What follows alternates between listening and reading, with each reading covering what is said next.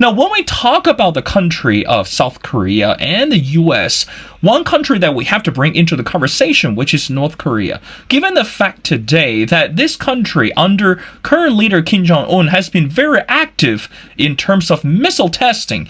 Now, for some neighboring countries, this is a threatening message not only to the people within those countries, but also across the continent.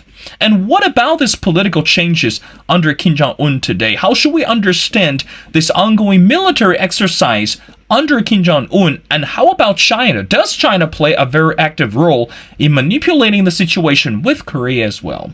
Now, ladies and gentlemen, we're going to talk about all these crucial matters today. Now, before we start, please allow me to introduce our distinguished speaker, is Jenny Tang. Jenny Tang is a senior fellow at the Stimson Center and the director of the Stimson's 30A North program. Her expertise is in North Korea, U.S. DPRK relations, and U.S. ROK alliance, and Northeast Asia. Jenny, and welcome to The Missing Piece. Thank you, Will. Thanks for having me here today. Well, Jenny, the pleasure is all mine. Now, let's get started. As we mentioned before, recently we have been seeing this active missile testing from this North Korean government. We know for so long. Now, on one hand, when we hear this nuclear weapons and missile testing, it's not really a strange news, or it's not something new to us.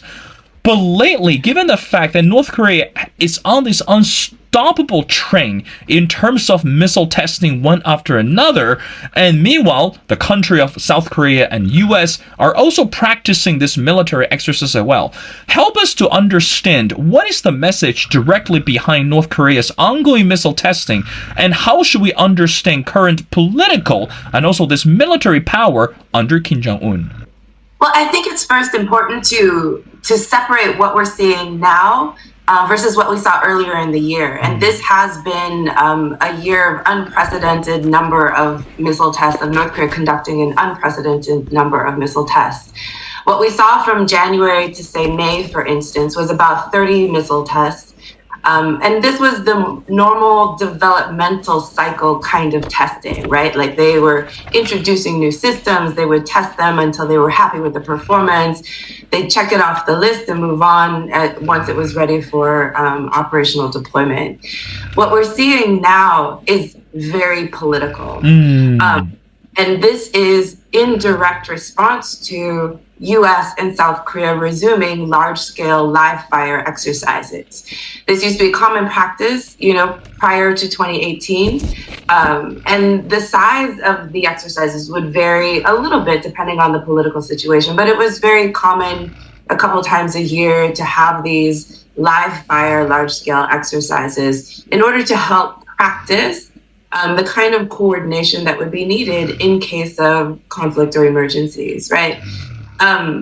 So over the past few years, though, since 2018, these military exercises have gone to largely tabletop exercises, not live fire, much more subdued and scaled back, in a reflection of, at that time, we were in negotiations and had diplomatic relations that were ongoing. We should have anticipated that the resumption of the large-scale live-fire exercises the way that they are now, and in some cases even bigger than what we've done in the past, was going to bring some kind of larger North Korean response. And the North Koreans do often, it is very common for them to do some kind of protest response to military exercises. It's usually in the form of some kind of cluster of short-range ballistic missile tests, either before the exercises start or after the exercises are over. But what we're seeing now is North Korea engaging in reciprocal military exercises. So they are now practicing and training for deployment in case of actual conflict, right? So actually, doing the drills that would have clusters of missile tests being fired, combining with air combat drills. These are new things that we're seeing from the North Koreans. And unfortunately, they didn't signal what this was before they did it. They started to tell us afterwards, as to after a cluster had been done, then they explained these are military drills, not just missile tests. But it is very political. It is something very new. And it does really create a lot of uncertainty in the situation where, because again, they didn't signal that they were going to do these in advance, they could have very easily been misconstrued for, potential attack, right? So it just, we tend to focus on what North Korea does in a vacuum, but it isn't just North Korea doing missile tests. It is, the U.S. and ROK have been doing these military exercises off and on since May of this year, just a series of live fire exercises. So, this now we're just in this kind of signaling of both sides trying to impress upon the other that they won't be intimidated by what the other's actions are. Jenny, during the answer you just shared, now one word really stood out, which is the word uncertainty. Now, before we go into much deeper regarding this military exercise between South Korea and the U.S., I really want to go back to not too long ago when the world initially watched the war in Ukraine. But we know that between North Korea and South Korea, both governments actually had such firing rhetoric. So in other words, put in a very simple way, both countries were threatening each other, not only through words, but also through possible actions. Given the fact that today, predecessors of North Korean Moon Jae-in actually met up with Kim Jong-un more than once.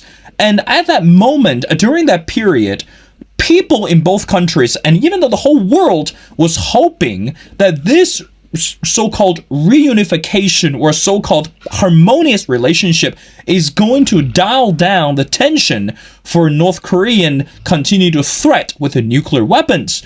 But right now, fast forward, the newly elected South Korean government doesn't seem to play the same card towards North Korea. As a matter of fact, the current president of South Korea thinks that predecessor actually was showing this weakness towards or in front of Kim Jong-un.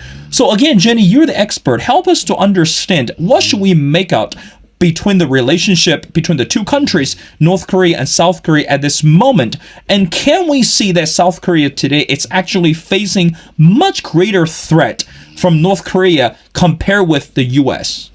What we're seeing today is a very different relationship than 2018. 2018 was a rare moment in history, I think, where, you had a South Korean administration, a South Korean president who wanted better relations.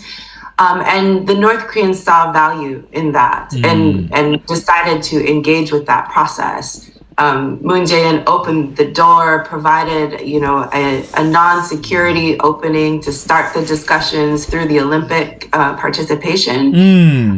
Was able then to move that conversation quickly into a security space. A lot of back channel talks have been happening up to that point to make that happen. But, there was great political will in South Korea to really change the nature of the relationship on the peninsula.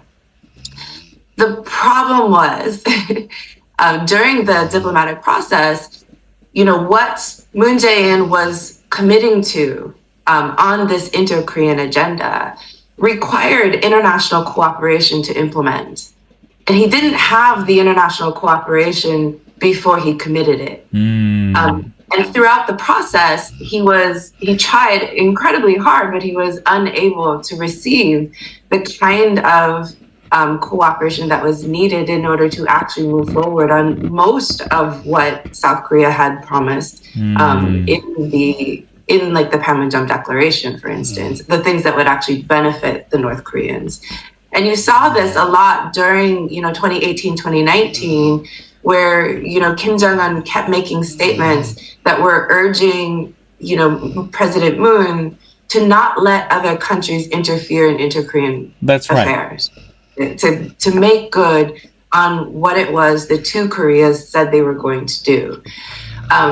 What you saw after 2019, after the Hanoi summit, where the U.S. and DPRK met and they walked away from the summit with no deal, even though there had been high expectations built that there was going to be at least a beginning interim, preliminary deal to get the relationship off on the right foot. That really changed everything, because it also closed opportunities that would have given South Korea some of the cooperation they needed to move forward on the inter-Korean agenda. And so after that, we saw relations just really sour all the way through, both with South Korea and the U.S. And you saw a real change in Kim Jong-un's actual political rhetoric as well, his rationale of like why they were doing things. And this notion that having better relations with South Korea, with the U.S. would bring about, new opportunities, would be a breakthrough, especially for, economic development, all these things. That notion and that calculus he was disillusioned with that calculus. And instead, towards the end of 2019, you saw him really emphasize that, that wasn't the way forward. The way forward was really to build the economy, make the economy more resilient to a persistent and hostile environment. And you saw the foreign policy really shift away from U.S., South Korea, and really towards, putting more effort into cultivating more sympathetic states like China, Russia, Venezuela, Iran, Syria, like states where the benefits of that relationship might be smaller than what they could have been with the U.S. and South Korea, but it's much easier, it's much faster to get results. And so, when the new president came in, when President Yoon came in, as a conservative party, like we would expect some kind of harder line rhetoric. But he also came in like emphasizing the use of preemptive doctrine and, emphasizing the three-axis system of kill chain, massive punishment and retaliation, things that target North Korea's leadership, and missile defenses. And, these aren't great notes to start on. Actually want to try and revive that relationship. And we've seen responses from the North Koreans to these kinds of overtures, such as when they released their new nuclear law, which actually then addressed some of the ideas of preemption or targeting of leadership, where now if the leadership of Kim Jong-un is incapacitated due to an attack, then now they've decided it would be automatic nuclear launches. It's not going to neutralize any kind of nuclear threat. But so I would be really careful if in reading the statements back and forth, that they are all couched in conditionals. It isn't just threatening each other like bald threats, but it's much more responding to each other's, if you do this, this is what we're going to do. We will have an overwhelming response. And basically, it's a lot of deterrence messaging, but we're escalating the messaging in a really unhelpful way that makes it very difficult now to de-escalate and to step down from it. I think, Jenny, in between the lines, again, based on what you shared with us, that it's on one hand, it's worth paying attention to understand this linguistic rhetoric coming from both sides, because we know that not only that we can read between the lines, but also that no one would like to see the tension between the two countries and getting worse. That's a reality. But let me go back to what you mentioned again, something quite interesting, the word economy. We know that North Korea has been on the sanction list one after another. And again, you mentioned crystal clear that economy actually mattered to not only to Kim Jong-un, but also to the entire country. Now, here's the tricky question. If Kim Jong-un dearly or sincerely cares about the concept of national economy, or this what we call economic rejuvenation, why not just stop or slow down this missile testing? Again, this question might sound silly, but I think it's worth asking is, if you know that the more missiles and more development in nuclear weapons, and you are not going to get any good results, and you are not going to see any promising economic packages coming to the country, but in reality, Kim Jong-un has now done so. So despite this economic limitation, despite this economic sanction, he pushes forward with this nuclear weapon agenda. What is going on with his idea behind this? So Jenny, help us to understand, is he really sincerely placing the economy, the people at the priority, or he's really willing to sacrifice people, willing to sacrifice everything in order to make sure that the whole world can understand North Korea is well equipped with missiles, with far more advanced nuclear weapons? Well, I think this goes back to 2018, 2019, right?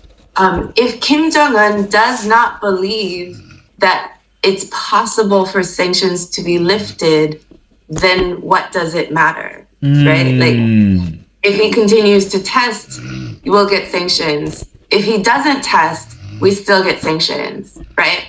No sanctions were lifted during, the 2018 process when he did say, I'm putting a moratorium on long-range missile testing and nuclear testing.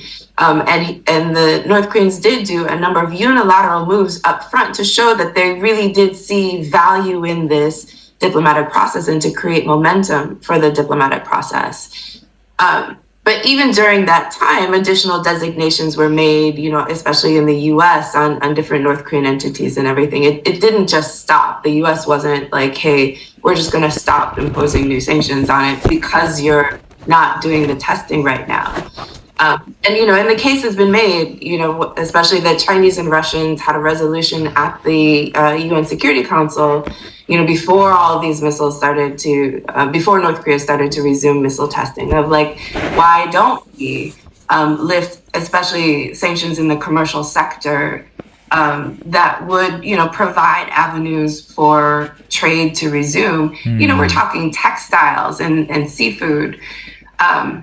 So, why don't we do this for humanitarian purposes? Because at the end of the day, like, that's also, a supply and demand factor where we're talking jobs. The people who are hurt most by it are factory workers and fishermen and, and merchants in the markets that can't get goods, so then don't have disposable income, things like that. So I think there's sort of a chicken and egg thing here that goes on of like, if when Kim Jong-un really thought there was an opportunity to move in a different direction, to get sanctions lifted, to create new opportunities for that economic growth, he absolutely engaged in full court press diplomacy, right? Was willing to talk about denuclearization, was willing to negotiate.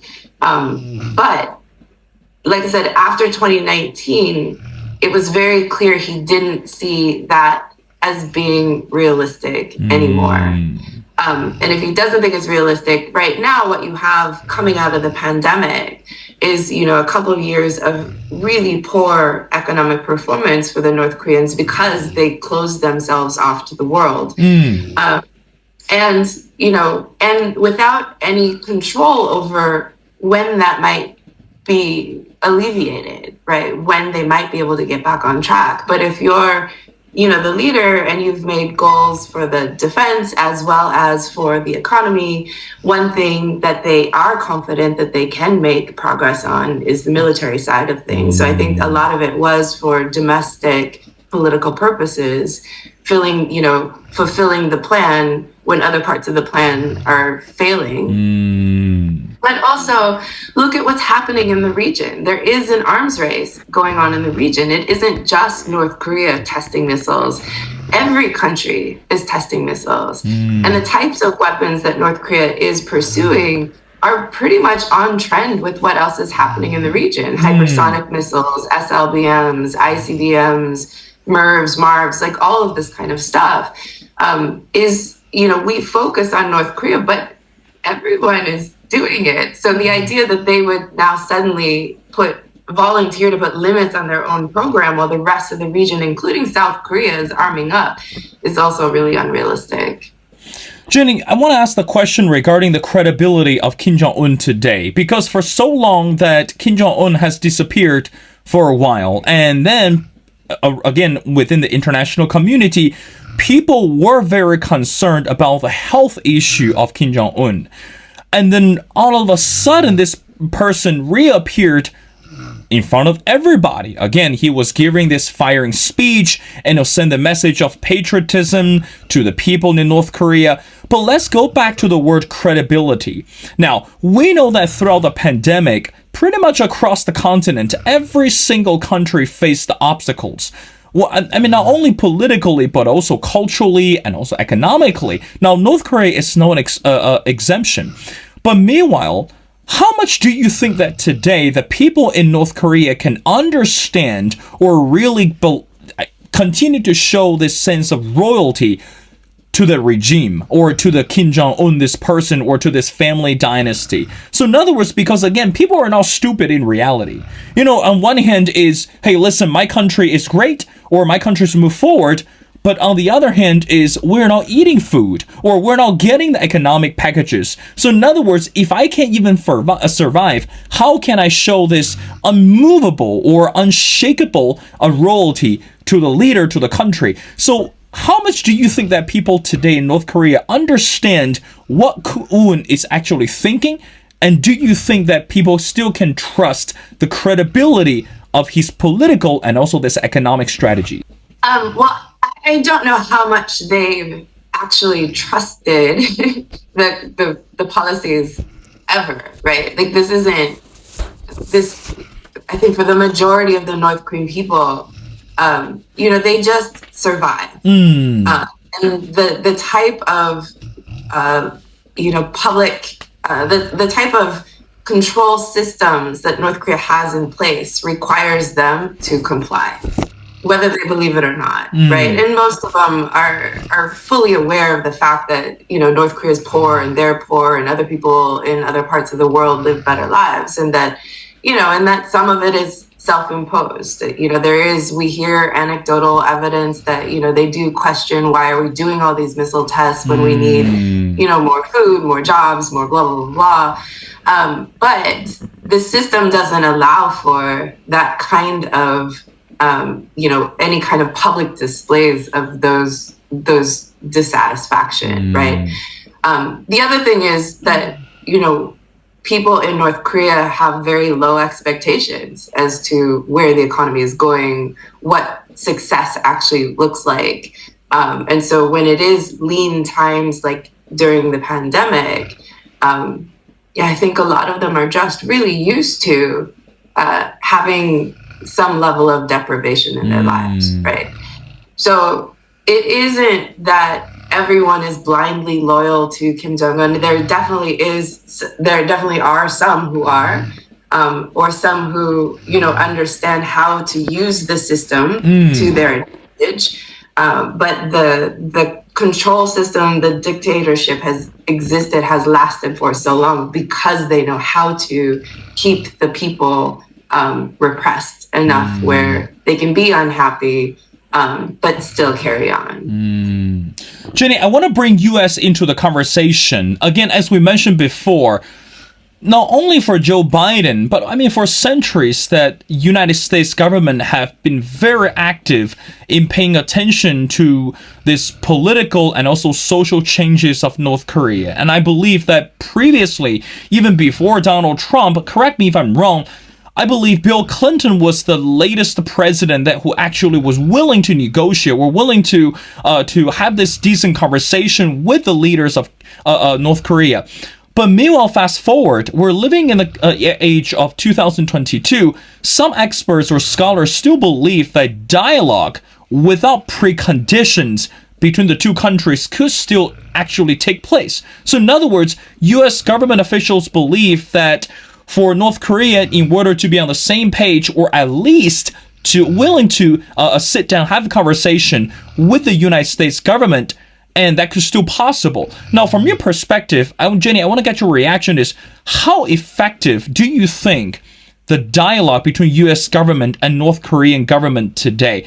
If that is effective, in what degree can we expect any changes? Or let me put it in a simple ways, how much do you think today U.S. government should actually care about what's happening in North Korea?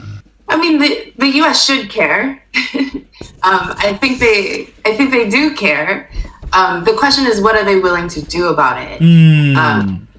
The problem is really in the idea of, in the U.S. side, for instance, we can negotiate, we can fail, and people keep their jobs and move on, and you chalk it up to experience, right? And you can try again, and if you fail, you try again, and you can fail. But like, there isn't really a cost to failure.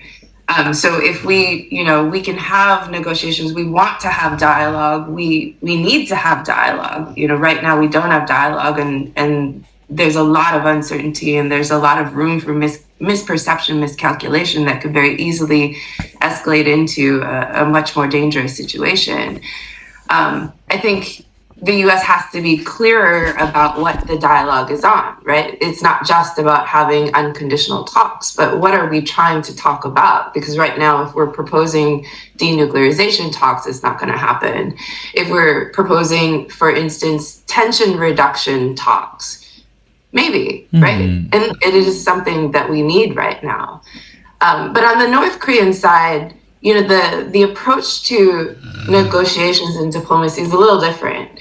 And we saw this in 2019 after the Hanoi summit, where there is a cost to failure. The foreign minister was removed. We haven't seen him again. Ri Yong-ho hasn't been seen since then.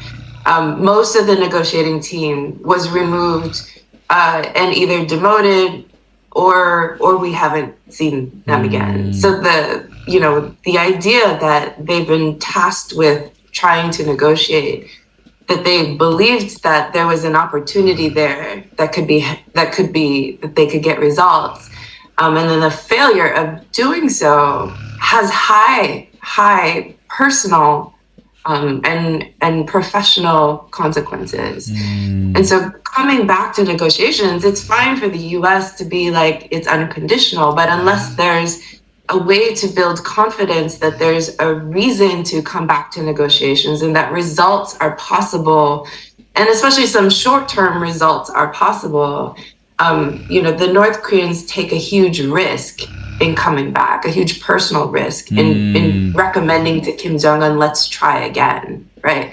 So, I don't think there's enough appreciation of that in the United States. And I think that's why, the U.S.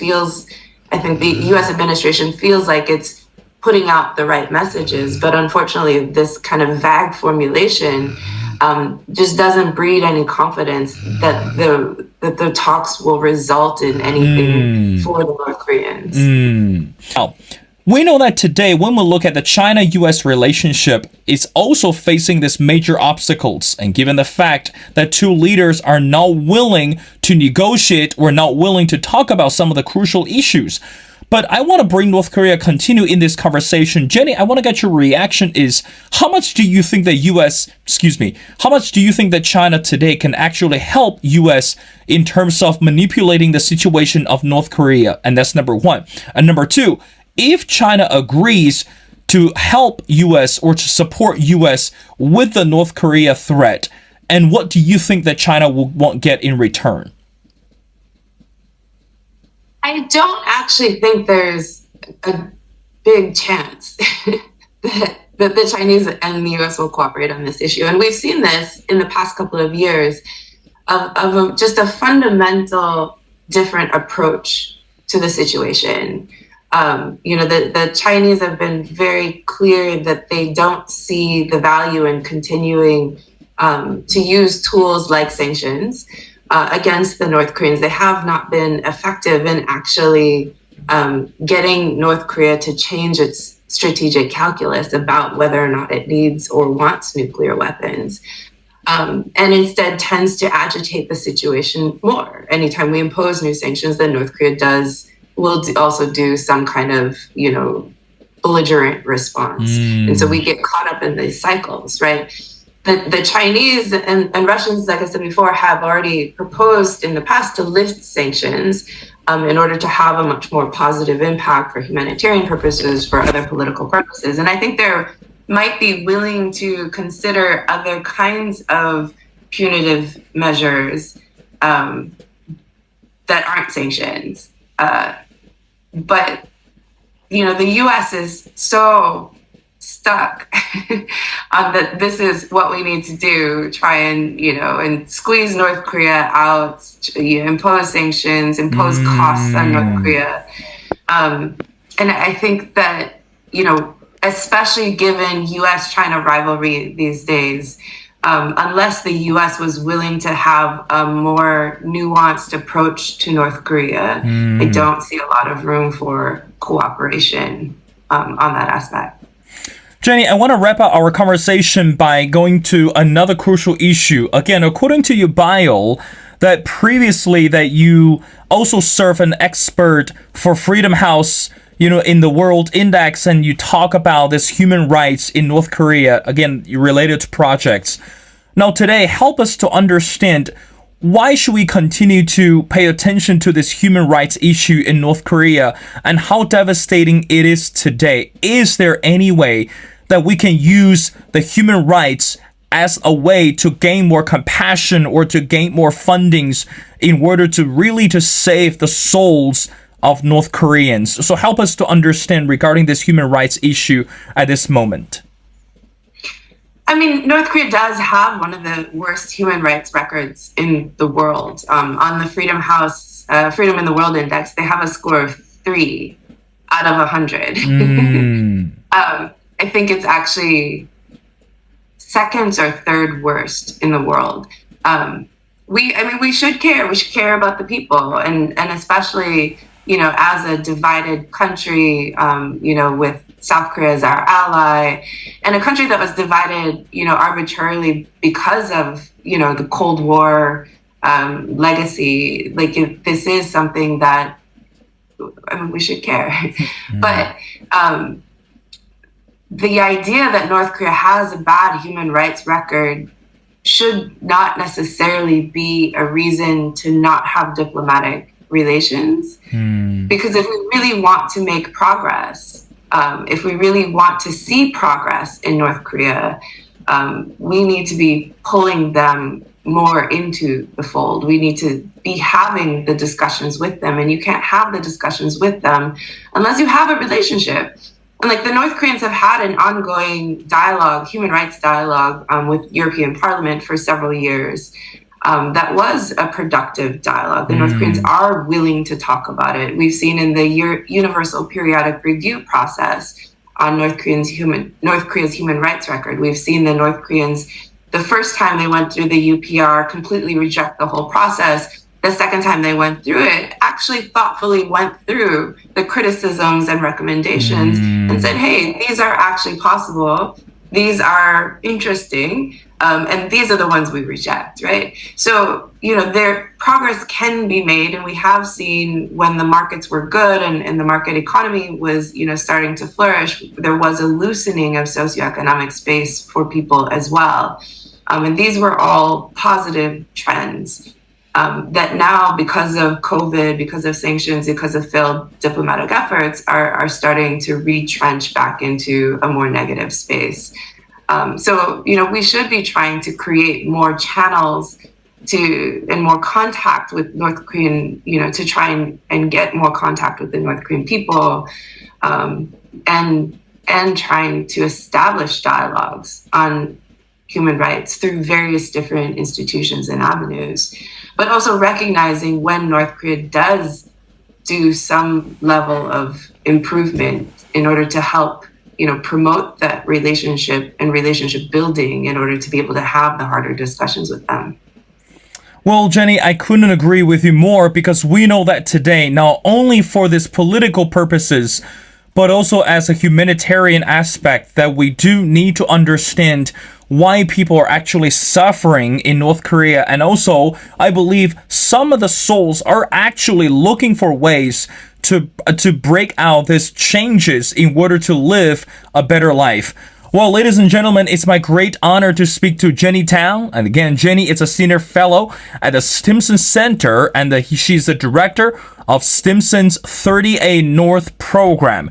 I strongly encourage everyone to go online, look for Jenny Town, connect with her on social media, and also, of course, if you're looking for more information regarding North Korea and the policies and also this technical analysis, I strongly encourage you to go to Stimson Center, look for Jenny, and I'm sure you're going to find out a lot more information. But anyway, Jenny, thank you so much for taking your time to be on the show. It's been a pleasure speaking to you, and we'd love to have you back on the show again as we continue to monitor the progress, politically and socially speaking, in North Korea and also across the continent. Thank you, Jenny, for doing this.